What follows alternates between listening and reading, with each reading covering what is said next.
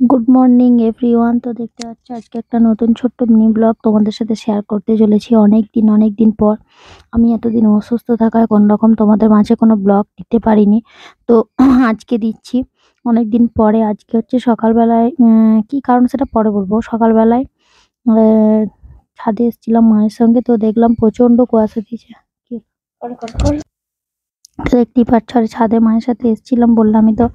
মা এসেছিল জামা কাপড় মিলতে, তো আমি দেখতে এলাম এই যে ছাদে এত কুয়াশা দিয়েছে আর ড্রাগন গাছগুলো কত সুন্দর হয়েছে দেখো। আর এখন দেখো সকালবেলা স্নান টান করে রেডি হয়ে গেছি, বিয়ে বাড়ি বন্ধু প্লাস আত্মীয় সবকিছুই। তো এখন হচ্ছে যাবো সকালবেলায় বিয়ে বাড়িতে। তো ফার্স্টে যে মুড়ি টুড়ি খাবো, তারপর আবার বাড়িতে আসবো একবার। তারপর চলো দেখি কি কি করি। তো দেখতেই পাচ্ছ এখন ফাইনালি বেরিয়ে যাচ্ছি আমরা। তো ওখানে গিয়ে মুড়ি খাবো। আর দেখো বিয়ে বাড়ি চলে এসেছি, এটা হচ্ছে আমার ছোটদার মেয়ে। তো হচ্ছে দেখো এখানে আলপনা দিচ্ছিল, ওরই মামার বিয়ে, যার বিয়ে হচ্ছে। তো এখানে আমরা সবাই মিলে মুড়ি খেতে বসে গেলাম, মুড়ি খাচ্ছি।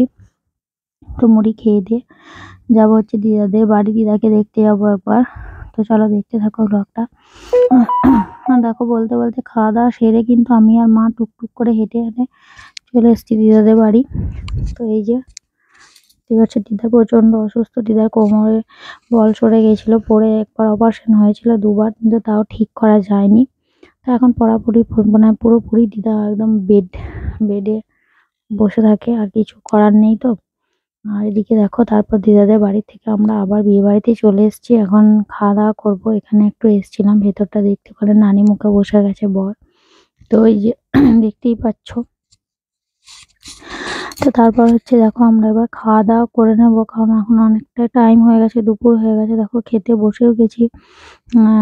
ফাঁকাই ছিল মোটামুটি, খুব ভিড় থাকেনি। আর এটা হচ্ছে এখন সন্ধ্যাবেলা, আমাদের বাড়ির পাশেই বলে আমরা একটু এসেছিলাম বর দেখতে। তো সাজুগুজু করছে ওরা, আর আমরা দেখছিলাম ওদেরকে। আর তোমাদেরকে মানে তোমাদের কাছে শেয়ার করার জন্য এলাম। তো এই যে দেখতেই পাচ্ছ ওরা পুরোপুরি রেডি হয়ে গেছে, এবার বেরোবে। আর এদিকে ভাইও যাচ্ছে ওদের সাথে, ভাই আর আমার বর হচ্ছে যাবে। ওরা ওরা দুজনেই থাকবে ওর কাছে রাত্রে।